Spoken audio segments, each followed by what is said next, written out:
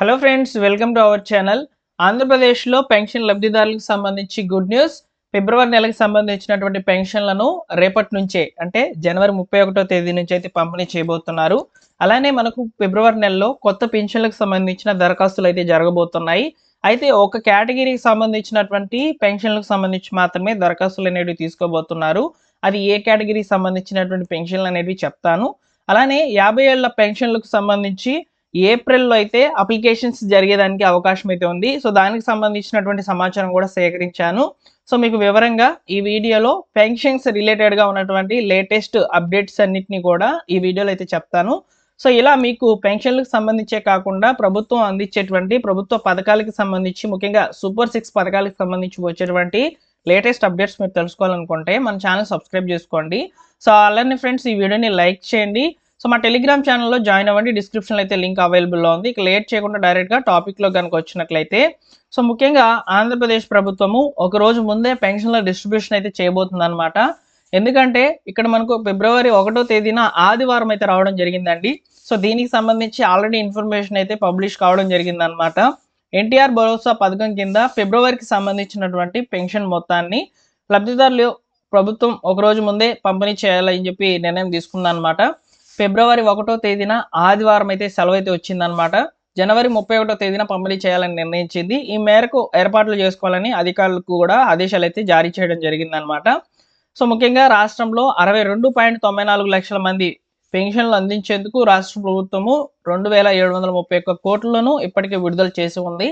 ఈరోజు గ్రామ వార్డు సచివాలయం అధికారులు కూడా వెళ్ళి పెన్షన్ అమౌంట్ విత్డ్రా చేసుకుంటారు. మ్యాపింగ్ చేయబడినటువంటి అధికారులకు ఈ యొక్క పెన్షన్ అమౌంట్ అనేది ఇస్తారు. రేపటి నుంచి జనవరి 31వ తేదీన 7:30 సమయం నుంచి అయితే ఉదయం నుంచే పెన్షన్ డిస్ట్రిబ్యూషన్ అనేది జరుగుతుంది. ఫిబ్రవరి 1వ తేదీన సెలవు అయితే ఉంది. ఫిబ్రవరి 2వ తేదీన సాయంత్రం 5:30 వరకు పెన్షన్ డిస్ట్రిబ్యూషన్ అయితే జరుగుతుంది. సో ఫిబ్రవరి నెల పెన్షన్లు తీసుకోవాలనుకున్నటువంటి వాళ్ళు ఈ డేట్స్ అయితే గుర్తుపెట్టుకోండి. మీకు పెన్షన్ అనేది సో మనకు ముఖ్యంగా జనవరి 31 మరియు ఫిబ్రవరి 2వ తేదీల వరకు అయితే పెన్షన్ డిస్ట్రిబ్యూషన్ అనేది జరుగుతుందన్నమాట. సో ఇది ఫిబ్రవరి నెలకు సంబంధించినటువంటి పెన్షన్ డిస్ట్రిబ్యూషన్ యొక్క వివరాలు.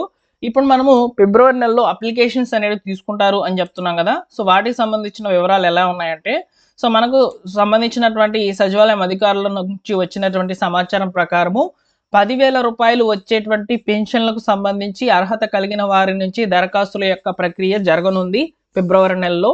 సో అయితే ఇక్కడ మనకు ఆల్రెడీ నేమ్స్ అనేటివి గ్రామ వార్డు సచివాలయంకి అయితే రావడం జరిగిందని చెప్తున్నారు. ఆ నేమ్స్ ఎవరైతే వచ్చుంటాయో వారి నుంచి మాత్రమే దరఖాస్తులు అనేటివి తీసుకుంటారని చెప్పి సమాచారం అన్నమాట. సో మనం యాక్చువల్గా డిసెంబర్ నెలలో కలెక్టర్ల యొక్క సదస్సులో సీఎం చంద్రబాబు నాయుడు గారు అయితే చెప్పారు.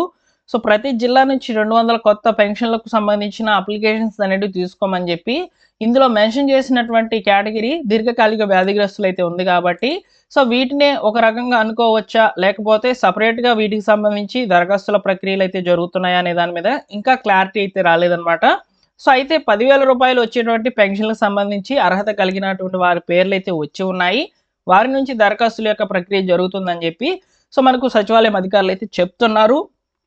సో వాటికి సంబంధించి ముఖ్యంగా ఇక్కడ చూసుకున్నట్లయితే ఏ కేటగిరీలో ఈ యొక్క పెన్షన్స్ అనేవి వస్తాయి చూసుకున్నట్లయితే ఈ యొక్క chronic diseases like kidney, thalassaemia etcetera అని చెప్పారనమాట. సో ఇక్కడ కిడ్నీ, లివరు, హార్ట్ ట్రాన్స్ప్లాంట్ చేసుకున్నటువంటి వాళ్ళు మరియు దీర్ఘకాలిక వ్యాధిగ్రస్తులకు సంబంధించి అదేవిధంగా ఈ యొక్క సికేడియు అంటే డయాలసిస్ రోగులు అయితే ఎవరైతే ఉన్నారో సో వారికి సంబంధించి ఇక్కడ మనకు ఈ యొక్క 10,000 రూపాయల కేటగిరీలో పెన్షన్స్ అనేవి వస్తున్నాయన్నమాట.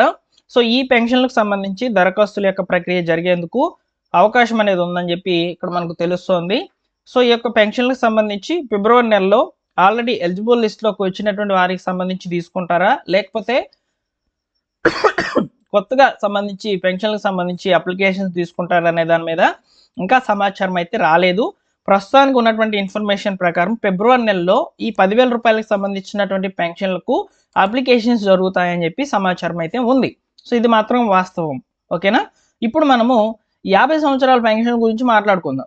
సో మనకు రీసెంట్గా వచ్చినటువంటి అప్డేట్ ప్రకారము ఏప్రిల్ నుంచి నేతన్నలకు ఉచిత విద్యుత్ అనేది పంపిణీ చేయబోతున్నారన్నమాట. సో ఈ సందర్భంగానే వాళ్ళకి పెన్షన్స్ అనేటివి ఇస్తామని చెప్తున్నారండి. 50 ఏళ్లకే 4,000 రూపాయల పెన్షన్స్ అనేటివి ఇస్తారనమాట. 4 లక్షల మందికి నేతన్నలకు లబ్ధి అయితే చేకూరబోతుందని చెప్పి చెప్తున్నారు. అయితే ఇక్కడ నేతన్నలు వచ్చేసి బీసీ కేటగిరీకి అయితే వస్తారనమాట. ఇక్కడ మనకు బీసీలకి సంబంధించి ప్రభుత్వము బీసీ సప్లాన్‌లో భాగంగా 50 సంవత్సరాలకే పెన్షన్ ఇస్తామని చెప్పింది. సో, వీరికి సంబంధించి అప్లికేషన్స్ అనేటివి ఏప్రిల్ నెల నుంచి జరిగేందుకు అవకాశం అనేది ఉందని చెప్పి ఇక్కడ మనకు తెలుస్తోందనమాట. సో, 50 సంవత్సరాల పెన్షన్స్ అనేటివి ఏప్రిల్‌లో స్టార్ట్ అయ్యేందుకు ఇక్కడ మనకు సమాచారం అయితే ఉంది.